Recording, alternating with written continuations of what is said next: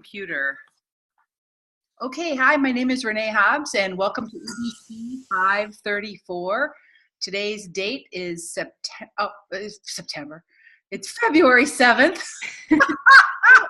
Spring semester. We're here at the Harrington School of Communication and Media, and these students are involved in the graduate certificate in digital literacy. So we are steaming toward the we're in like the first third of the class right now. I'm getting excited because we're about to launch start the registration for the Summer Institute this summer. And some of you guys will be coming back for Tier 2, which will be awesome. And I've been reviewing the Flipgrid reflections that people did last summer. And so it's really cool is, I'm kind of meeting you guys for the first time, really, in an intimate way, teaching you. But it was really great to reflect and look at the Flipgrids that you made this summer as you were in this intense experience of the Summer Institute. The Flipgrid reflections are giving us a lot to think about how we make the program better. And that's, of course, the exciting part of teaching, isn't it? Is that we always are improving and modifying and refining our practice, and we've got some cool new changes that we're going to make to the Summer Institute this summer that are just going to be awesome. So looking forward to sharing with you as we go on. Tonight here I see lots of people are joining. This is so exciting, like it's giving a great party. Barbara and Denise and Mary and Pat, Kasher, Meg, Angie, Matthew, so glad you're here tonight. Let's take a look at what's on our calendar to talk about. Of course, here we are at the home page for the website, and tonight's topic is critical and creative. So the focus of our discussion really this week is what's the relationship between readers and writers in a digital age. Of course, one of the things I was really happy and so pleased to see this week was the really good quality dialogue that happened in our Facebook discussion. As you know, we're using Facebook for the first time. It's a big novelty to me about how to use it for academic dialogue, and I was really, really pleased to see a pretty robust and high quality dialogue, happening on the Facebook. It took a little while for me to see how Facebook sometimes collapses the dialogue. Give me a thumbs up if you experienced that, noticing the way that the Facebook kind of sometimes collapses the dialogue and you have to kind of search for it. But once I figured that out, so for instance, there's an example of that collapsing. View 15 more comments. Okay, I will, right? So once I started seeing how that thread worked, I was able to recognize that. And of course, you can see that all week long, I enjoyed the chance to kind of pop in on the dialogue and add my 2 cents. And, Tim Stewart, sometimes Tim would add his 2 cents with a little emoji. That's cool, right? And Pat, you sometimes would thank people. I thought that was very wonderful. So I do feel like we're all trying to figure out how to have a dialogue on this and how to go deep with ideas. But in general, I feel was a pretty successful experience. But let's hear your perception. What were your perceptions about the experience of using the Facebook closed group for class discussion this week? Highlights and lowlights of it. Is it working for you, or yes? I'll jump in. I like that we can jump on Facebook and catch up with everybody on our own time so that we can see what people are thinking and respond, but when we can do it and not all at the same time. Yeah, good point. The 8 minutes asynchronous nature of the dialogue is actually kind of working, right? And it's definitely, I also am sensing how it's kind of building. We're getting, this week we got more clarity, this tension, these tensions between the different definitions of digital literacy. And that became clearer and clearer as we talked about it more. So I was really pleased. Anybody else want to weigh in on the, and maybe you should mute your microphone if right until you're talking. I'm hearing a bit of an echo. I talked about the usability of Facebook when we first started doing this. I thought it was going to be kind of neat, and it's kind of come true. If I'm like sitting reading stuff, whether it's on my cell phone, I caught myself hopping on Facebook and getting a notification, seeing people's responses and reading through those. So I was reading a lot more of those more often, I'll say, instead of looking up like funny dog videos on my spare time. So the fact that like it's a lot easier to log into, the usability versus like if those were all in Sakai, I think I would wait till I was sitting at home in the zone ready to read those. What an interesting observation, because the Facebook fits into your normal use of Facebook. This is just like one step off that. Wow, Matthew, thanks for sharing. Other reflections on what are you noticing about how you've been using the Facebook closed group discussion? Denise. So I'm the opposite of you, Matthew. I really like being able to check off and make sure that I read everyone's comments, and it being all over the place, I have to like look at them over and over again to make sure I've read them all. And like you said, them collapsed in all different ways is like crazy for me. Or I like to check them off as I read them. Ah, good point. In Sakai, you can kind of have this like done, done, done, done. And this one is a little bit more amorphous than that. And that could be frustrating. Thanks for sharing. That's a very fair observation. In fact, I wondered if I saw them all, and I have had not quite a panic attack, but like a little anxiety. Any other reflections on the Facebook discussion group? We'll keep trying it and figure out if we can get it to work, and if we can't, we'll try something else, right? Just like we do. Okay, so let me just go back and share my screen with you. I also wanted to talk a little bit about your experience with the Twitter stream, right? So let me just take a look at that right now with you. Of course, the obligation that you had this week was to tweet your Leap 1. And boy, look at how creatively you managed to use your bandwidth to kind of motivate and inspire us to want to look at your work. What observations have you had about following the 534 hashtag? What have you noticed about your twittering, your experience using Twitter this week? Highlights and lowlights of that. I kept the hashtag EDC 534 open in one of my tabs, and I would see a little numerical count when people added to it. So I was like, all right, neat, what's going on? Once again, when I was flipping through social media forums. Oh, cool. So you were there was like a tally there happening. I actually, I use Twitter more often than Facebook, so I struggle with the Facebook conversation because I'm only on there every couple of days. But I use TweetDeck with my Twitter account, and so I just added a column for the class hashtag, and it's been great reading everybody's blogs, and I feel like I connect more with everybody in the class through their tweets than the Facebook posts. Oh, Meg. What's TweetDeck? So Meg, next week, will you be prepared to share your screen with us and show us your columns and we can see the columns, because you can see Barbara and Mary and Jamie, we're all interested in learning more about how you use TweetDeck. And if you give us a little 5-minute demo, is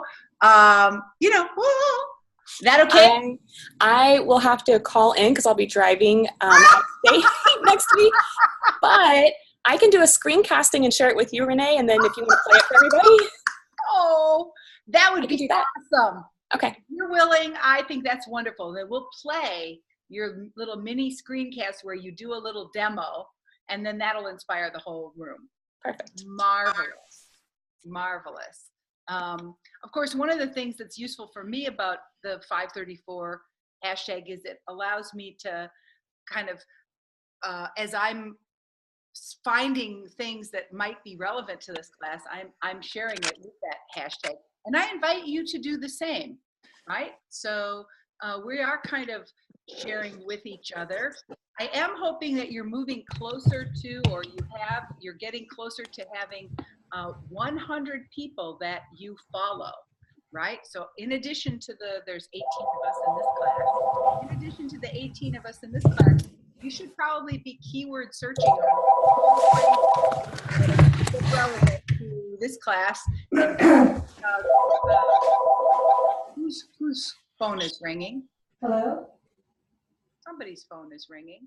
I'm going to mute Jamie and see if it might be her. Yeah, so once you have about 100 people you're following, then that stream becomes kind of interesting and informative. And of course, if some of the tweets are not interesting and informative, those you should unfollow them.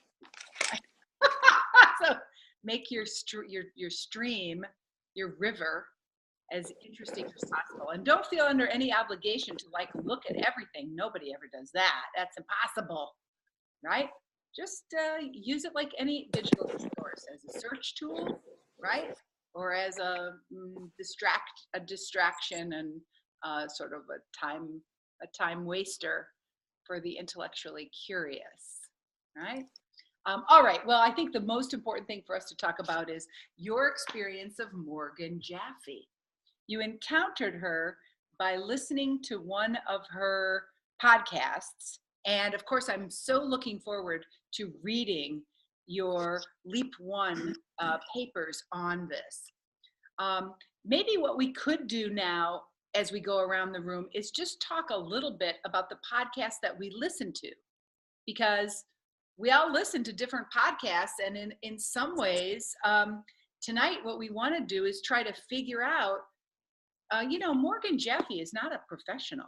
This is not This American Life and National Public Radio. She's a young person. This is her first major podcast. But I bet if we talk a little bit about what we noticed, we'll be able to see some threads and patterns that help us understand her journey into the world of podcasting. So let's go around the room and tell us about the podcast you listened to, what you liked about it, what you noticed about it, and who wants to go first? I'll go. Thanks. Hi. I listened to the one about the Bechdel test, and it was, if anyone has ever heard. Wait a second. What is the Bechdel test? Well, the Bechdel test is a very simple, three-pronged analysis of a media, and to kind of test what the representation of women is. And in this case, she was analyzing, I don't know if Morgan Jaffe is a woman or a man. I'm assuming she's a woman. Yep. And analyzing movies from 1985, which is when the Bechdel test was created. And it's very interesting because what she does is it's not intimidating in the way she does it. And she does her best to include as many people as possible in the analysis. And she confesses that her favorite movie of all time. She asks us, and she also involves us throughout. So she invites you at the beginning to think about what your favorite movie is. And if it would pass the Bechdel test, which is there are two women who speak to each other about something other than a man. That's what the test is. And, her favorite movie is Back to the Future, and she confesses that, and it's probably not going to pass it. So we feel safe to really honestly think about what our favorite movie is and to consider its representation of women. And then she goes through and analyzes about 17 blockbuster Hollywood movies from 1985 using a lot of audio clips that are all of male voices with a lot of gunshots and helicopter choppers, and by the end of it you're exhausted and you're like, please, I'm tired of this. And then she introduces another test called the Makomori test, which kind of twists it a little bit, and I think there are two women speaking. No, there's a named woman character who has her own narrative arc, and her arc does not support the story of a man. And then she goes and analyzes, then she talks about Moonlight and how, when La La Land was named the Oscar winner, she was disappointed because it was like the typical white savior story, and so happy when Moonlight won. And then she applied the Bechdel test, which it failed, and she applied the Makomori test, which failed. So it puts us in this interesting place where, we see that, representation of women is lacking, but yet we still enjoy. And then she invites us all to analyze our favorite movies and share with her online, through Twitter and with Gmail. So she's really doing this, critical consciousness raising and inviting people to do it and make change. Wow. It was amazing. It was really good. Let's do it 3 times. That's cool. Thanks for sharing. Who's next? I want to jump in because I listened to that podcast about the Bechdel test too, but I didn't end up writing about it. So I feel like I could kind of comment on Morgan Jaffe's, her own arc, because I wrote about an earlier episode. It was the 6th one that she put out. And I feel like compared to the Bechdel test episode, she, her earlier episodes was a lot maybe drier, and she didn't put as much of herself into the one that I listened to. She never, she only really gave us one little hint, which was that she was disappointed that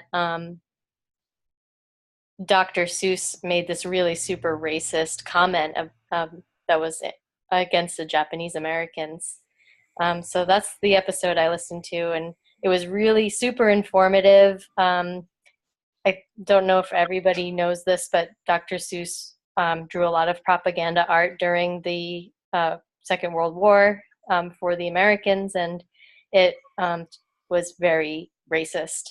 And he's a very complicated guy, but he ended up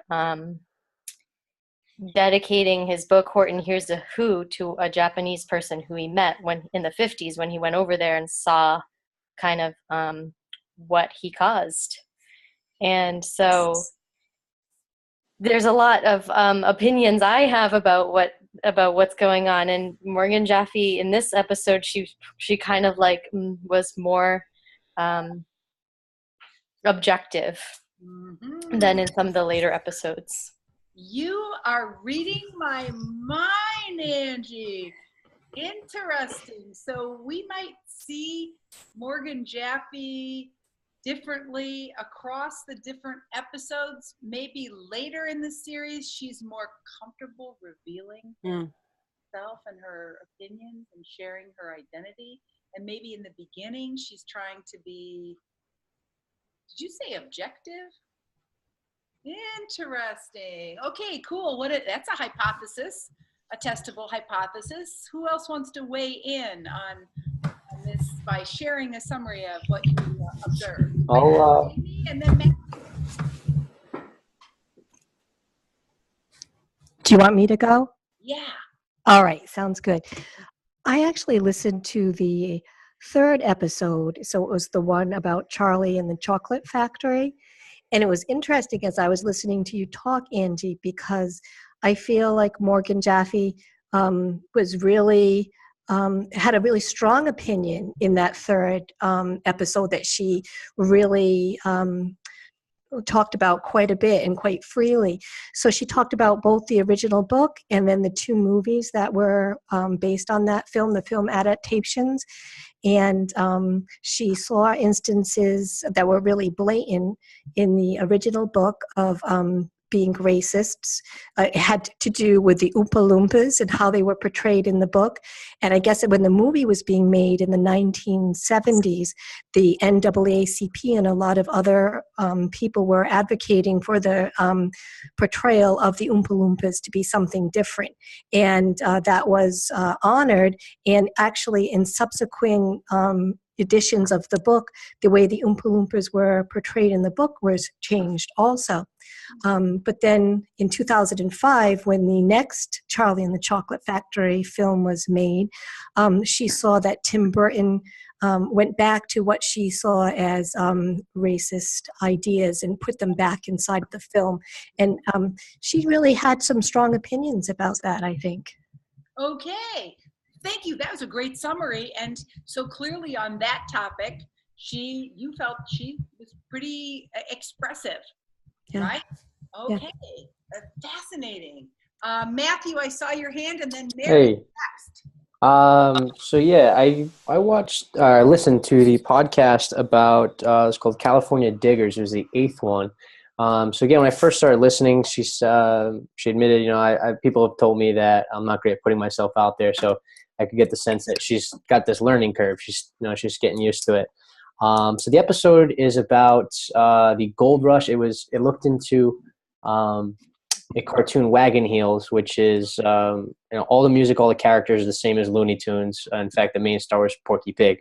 So she discusses this cartoon and Manifest Destiny moving out west in this really racist depiction of Native Americans of what they called Injun Joe. Made him really barbaric, barrel-chested, pigeon-toed. And so when she's going through each part discussing, how this is pretty racist, and it's children that are subjected to this, even games today, cops and robbers, so she equates that to cowboys and Indians, which is good guys versus bad guys. So she's got this, she didn't quite say it, but I got the feeling that she's saying that kids are indoctrinated to say that these are bad people, and something that we've overlooked.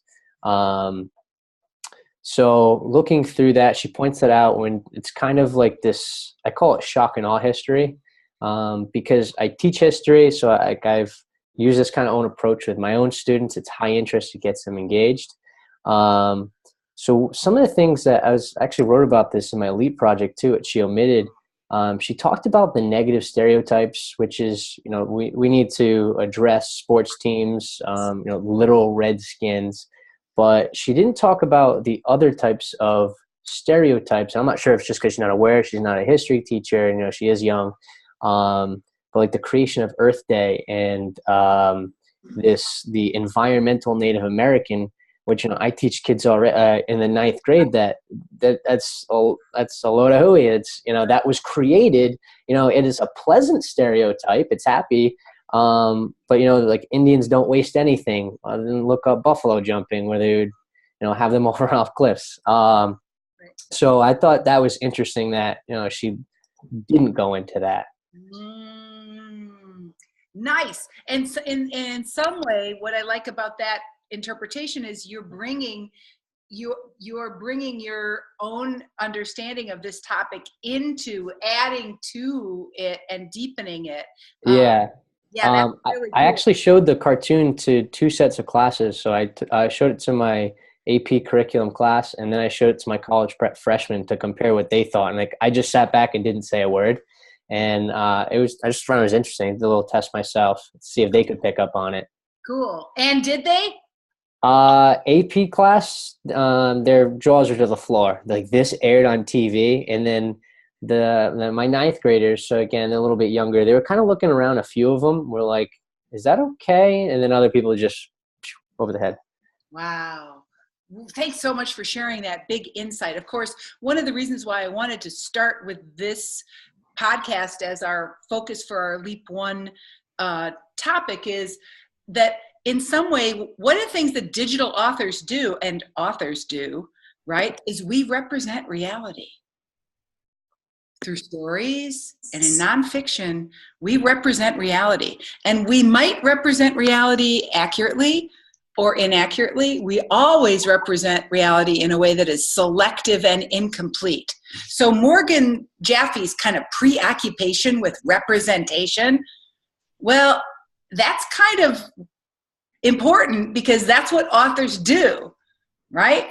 We represent reality. Even when we're telling fictional stories about science fiction, we're still telling stories about how humans act, right? Or what we dream about, what our imaginations can convey. And so your observation of kind of filling in the gaps, recognizing representations are always selective and incomplete. So part of being a critical thinker is being able to notice what's missing and fill in the gaps. Okay, so next we said we would turn to Mary and then Pat. Give us a sense of, oh yeah, and then Barbara. Can I interject here? Yeah. Because I reviewed the same oh, excellent. podcast as Perfect. Matthew. Yeah, perfect. So I just wanted to add that, this was made in 1945. Originally, the first one was made in 1938, and then it was remade, colorized, whatever, in 1945. And if you think about the time period when those were made, one was before World War II, and the other one was after World War II. And, there was patriotism that was shown in this thing, that we had this expansion in our country, and at the end you have this sense of the USA, yay. I think that even though it's certainly full of prejudice and stereotype, you can't get away from that, but I think the creators were not necessarily thinking, oh, let's make a stereotype, prejudice cartoon and indoctrinate children. Right. I think more likely they were just thinking about this great nation and, how it was formed and that kind of thing. And, when we look at it now with more, let's say, mature eyes, we're shocked. But I don't think that it was shocking to those audiences. Yep. Great observation. Great observation, Barbara. And certainly this issue of why we can't really think too much about, intent is complicated, right? They didn't intend to be stereotyping. It's just that was the way they understood storytelling, right? And how to tell stories about aspects of our history. So it's a really great point. And it also, noticing the change over time, I'm really glad you pointed that out, because that also, it's almost like it takes time for us to see patterns, doesn't it? Right? Yeah. So when you look over time, you can see those patterns. Okay, so let's turn to Mary. Mary, what episode did you take a look at? I looked at the one, the Jews and radio in the 1930s, and I had a couple of thoughts. One is that she mapped, we're talking about trajectory, she mapped the portrayal of Jews in the radio in the 1930s to what was going on historically at that time. And she started with looking at the way Jews were portrayed by being Jewish, for example, using Yiddish accents. And then she moved into anti-Semitism. And then she ended with a portrayal of Jews as like everyday people, like anybody, anywhere. And but the one thing that I was thinking about related to one of our earlier conversations in terms of her trajectory is I feel like she let a lot of audio clips tell the story, and she didn't interject a lot, although she did on occasion, but certainly by virtue of the audio clips that she suggested or that she included, she was suggesting something. So there was a thesis, and the audio clips supported that thesis, but she didn't put in a lot of commentary. I am giving you a big hug. Oh yeah, that's a big hug. See, when you lack the 3D-ness, like I can't come over in a face-to-face class, I'd come over and like give you a kiss. But no, I can't do that. But I'm giving you a big hug because that's such an interesting observation and interesting strategy, right? Mm-hmm. Where you see her point of view is in her choices, mm-hmm. right? So nice observation on that. Okay, who's next? We're trying to go round robin. Pat. Well, I also listened to the Jews in the 1930s radio and the whole how do you portray Jewish on the radio. That was kind of a, oh my gosh, kind of thought for me. And I really went into that. There's so many more things I want to go listen to and research now because of what I felt like I didn't learn yet. The other thing I did, just because it was that radio thing, is I asked my mother, my mother-in-law, and then my stepfather through my mother, what they remember from radio shows from their childhood, which is a little bit later than the one I listened to, but more like the 40s and up. And my mother-in-law is a first-generation Norwegian American, and she clearly remembers the Goldbergs, which we listened to from that. And she remembers the radio shows. She remembers they were one of the first people to get a TV. My mother and my stepfather from Virginia and West Virginia, they maybe remembered, listening to this one thing or that thing, and they were the last family to get the TV. So I kind of went off on that sort of connection, which is not really about Morgan Jaffe, but it made me lead to that. And I just think that's a fascinating take. I do too, and I also appreciate this idea that listening to these things cultivated your intellectual curiosity to want to go make that family connection, right? And I feel like that is something we really need to understand better. Like, why does that happen? What were the conditions that made that happen for you? And on the Facebook group, it came up that I can't remember who it was now. Oh, it was Angie. Teaching history, right, is different in New England than it is in Virginia. And it kind of ties right into that same concept. What our kids learn in 4th grade might be very different than what somebody else learns. Such a great point. All right, we're going round robin, trying to share all of our experiences listening to Morgan Jaffe. Who have I not heard from yet? Denise, Tim. Okay, I also had the Charlie and the Chocolate Factory one. I probably should have jumped into after Jamie. But I had to go and watch the videos, because I wanted to see what did they look like. I couldn't remember, even just seeing it and hearing it through the different clips and stuff. I'm like, I want to see them for myself. So I had to watch both versions of the Charlie and the Chocolate Factory, and I had to order the Charlie and the Chocolate Factory book from 1964 because I want to see it. And so and that was something that, just the different versions of the books, because I'm a librarian, unless you've heard somebody say that or do that, I never realized that Charlie and the Chocolate Factory had that controversy in there. And I also think that Morgan Jaffe, pulling in the parts of history during that time makes it much more interesting and much more, gets us into the mood of, following what she's talking about. And she definitely asked questions to get us thinking, which was pretty good in doing a podcast, because how else are you supposed to get people to want to sit there and listen to your podcast if you didn't pull them in somehow? Boy, you mentioned many features that she uses to keep your interest, but you also point out how in that case, it being sound only was a bit of a liability because you couldn't see those pictures. Wonderful. Thank you for sharing. Tim, what did you listen to? Hey, I did. I worked on the John Waters and segregation history in Baltimore. Hairspray. Yeah, and so I saw that in '88, and I kind of grew up watching that and rewatching it. So it was a lot of fun to hear it. One of the ways I thought about it was as sort of history filtered through John Waters, filtered through Morgan Jaffe, and then sort of taken in by the listener. And I thought that was pretty interesting. just kind of a lot of layers going on there. And that is actually, that idea of a lot of layers or filters is another really key idea for our thinking about digital authorship, isn't it?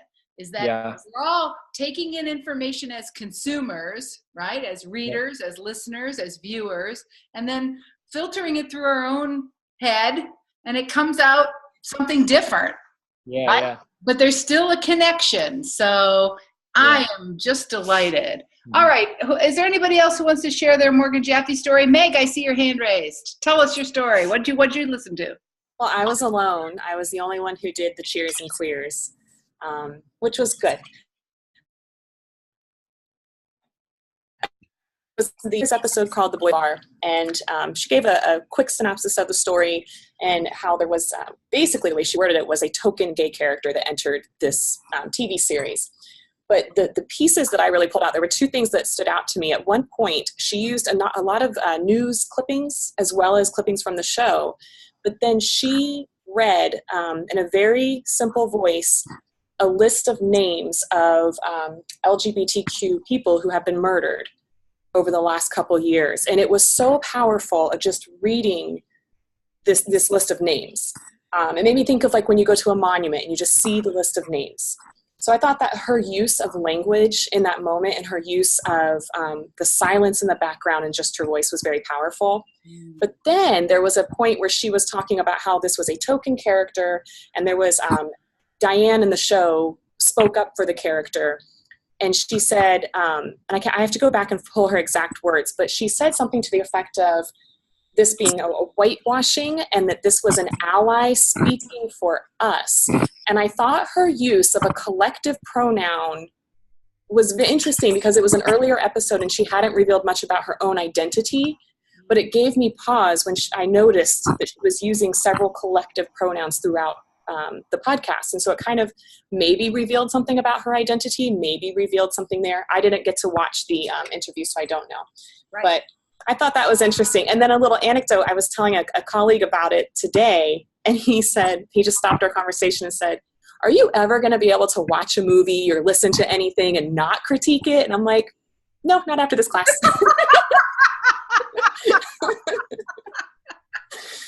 Oh, well. Wow.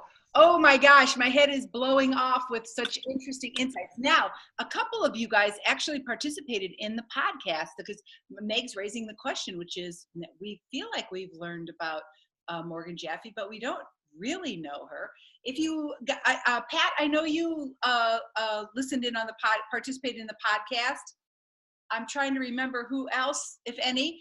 I was there. Oh yeah, Sherry, that's right. So Sherry, why don't you tell us a little bit about what you get out of the podcast and what you notice about, what you learn about Morgan Jaffe and her creative process and her identity and her motives for making this thing. Oh my goodness. Where's my notes? I took all kinds of notes during it. It's okay. To keep track. Let me find them. Because I think she's amazing. Here it is. I didn't talk about which one I did. I did the sexist game of career girls. And the whole thing about how she drew her listener in, because she drew me in so quickly. And that when she spoke at that thing, she talked about how she did that. Like she usually starts with a question. And that really was what pulled me in, because she started with the question about, with the career girl one, about your favorite game as a child. And that really, to me, is something a lot of people can relate to, and it's nostalgic, and it just pulls you right in, because that's, you know, the games you played as a child is sometimes so meaningful to you. And I never thought of them in the light that she brought them to. So that was the whole thing about how she drew people in, because she did draw me right in, and where she gets her ideas from. What else? She talked about the range and structure.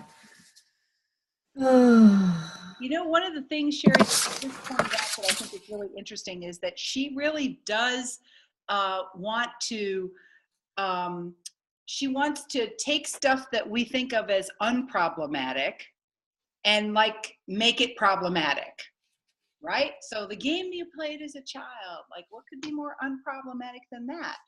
And until you dig deep. Yeah. And you think about it through what she's telling you. And then the other piece was the script writing, how it's really listening skills, speaking skills, and reading skills, and research skills. Being reliable and accurate. She makes you feel like that because when she talks about the games, you can relate and say, oh yeah, yep, that was what it was about. Yeah, so. Yeah. And then she talked about technology skills and sometimes how she goes off script because she remembers how she felt and then she makes it relatable that way and authentic when she does that. So. Right. And maybe over time she's gotten more comfortable going off script. So as she starts to realize that that's part of the point here. So now I have too many things I want to talk about now, and I don't know how to exactly use our time, even though we only have 20 minutes. So I want to see if we can make a little bit of a connection. I'm not sure if we have enough time to do this really right, but let's give it a try, right? So I'm taking you now back to our page, if I can do that. Hold on here. Where is my, I'm not able, What I want to do is actually take a look at a really classic piece of,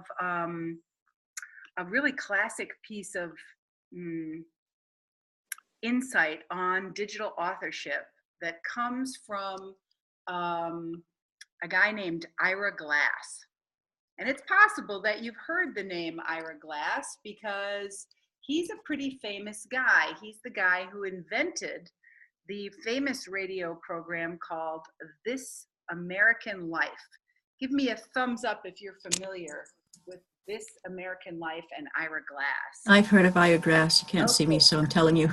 Good show. So I'm sharing my screen with you now because I think we have enough time to do this, okay? Which is, it's a little bit of a small group discussion. So you can see that the second activity here, view Ira Glass on storytelling part 1, okay? It's a 5-minute video from a long time ago. What I'd like you to do next is mute your microphone, mute your camera, and watch Ira Glass on storytelling for 5 minutes. Then we're going to come back and in small groups, we're going to try to figure out what's the connection between what Ira's saying about digital authorship and what we saw Morgan Jaffe doing. All right, give me a thumbs up if you got a concept of what we're doing right now. We're watching the video from Ira Glass, and then we'll come back into the Zoom and have some small group discussion. Okay, so I'm gonna mute my microphone and turn off my video and watch the video. Let's get started.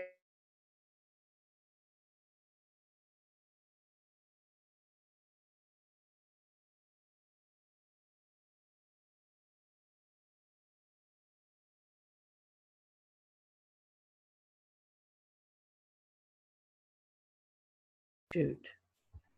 Yeah, no. I'm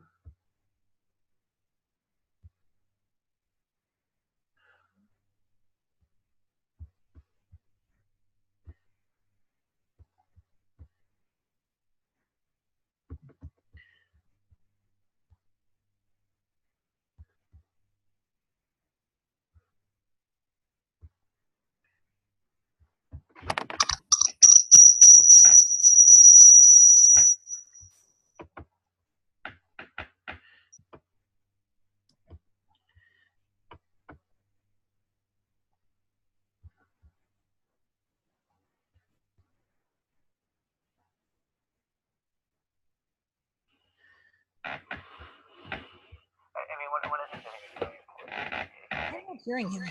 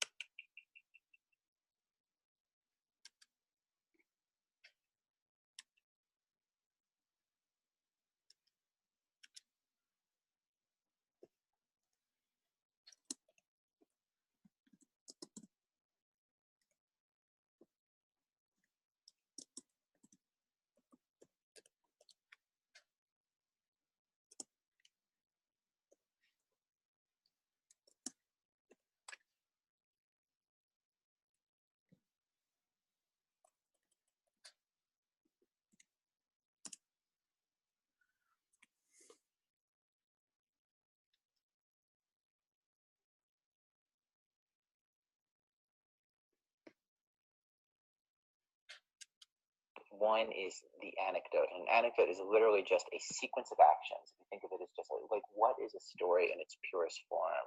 A story in its purest form is somebody saying, this happened, and that led to this next thing.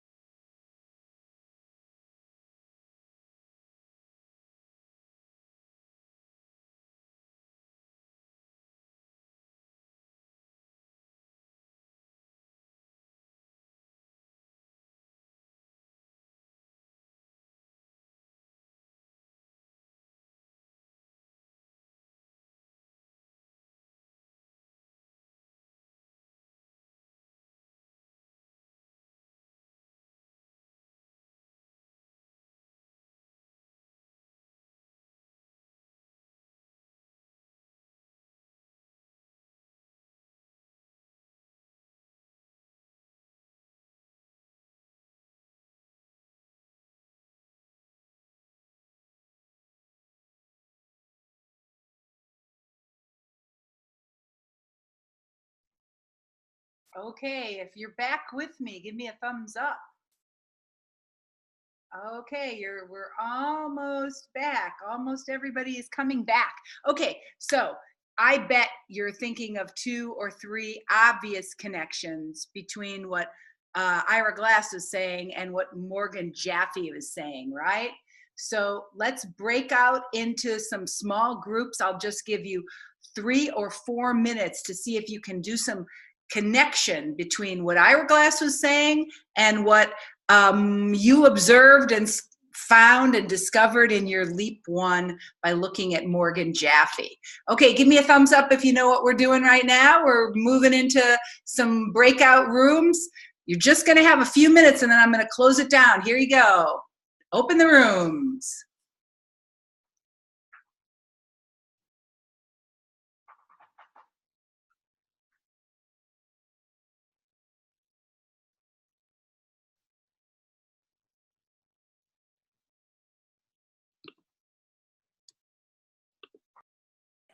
Can you hear me? Sure can. All right, here we go. Could you hear the Ira Glass? I ended up jumping to a different device to listen to it. I was able to listen to it, yeah. Just with a couple of interruptions from other people's sound coming in, but I listened to most of it. I ended up hearing most of it, but I had to jump out of the Zoom call to hear it. Mm-hmm. So the 2 main points he was talking about was being able to have an anecdote and have a sequence of events that are interesting and that other people are going to like want to follow.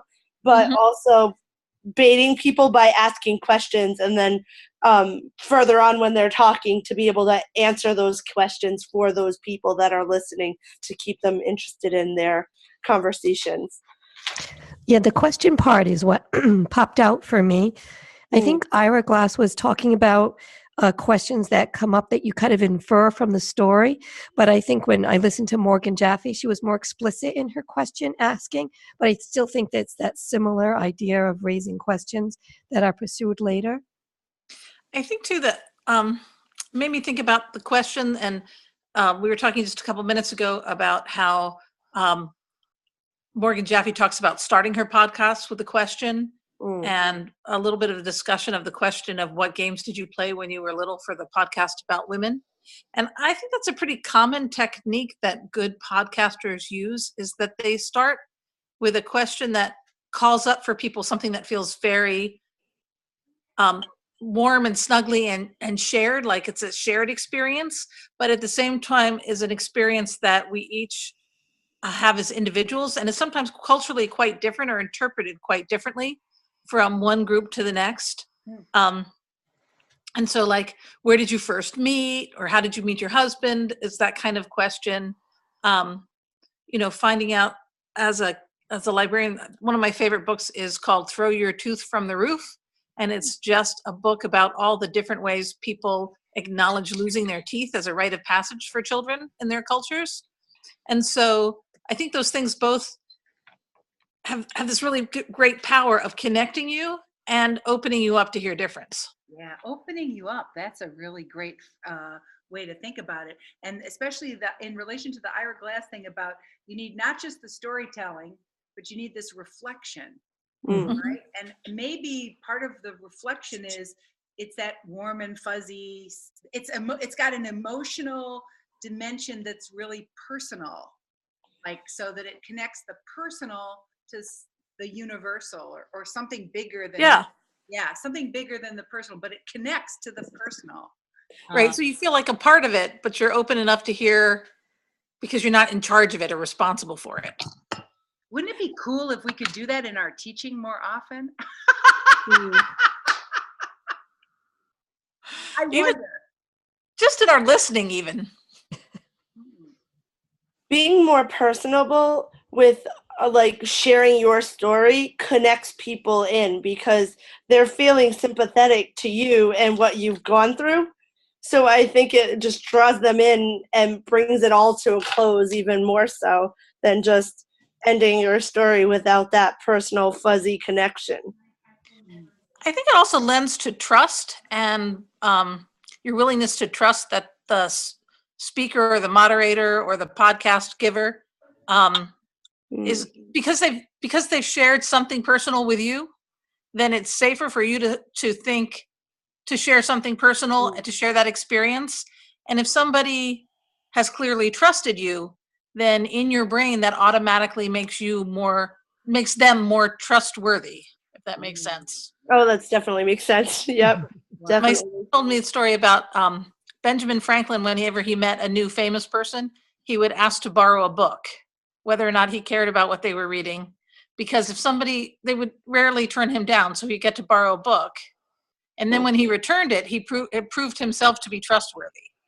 So it's like these little touch points that make us believe in one another. Feels like right now in this low trust, fake news, polarized culture, that seems like it could be an antidote. Yeah. Although I will admit, I think it's really hard to do. I think it's really, I am trying to self-disclose and be real in terms of my own life situation online, and it's scary. So it's scary to speak your truth in a public way, right? Definitely. It's so easy to have the message that you think you're sending not be the message that's received, because people do come from so many different perspectives. Good point. So that's part of the risk, isn't it? All right, you guys man, you nailed it. Here we go. That was like rock star.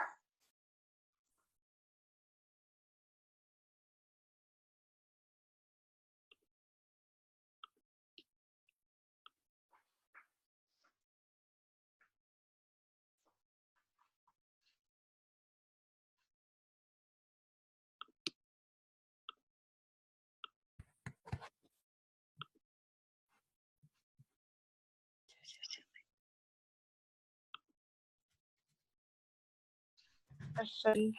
All right, here we go.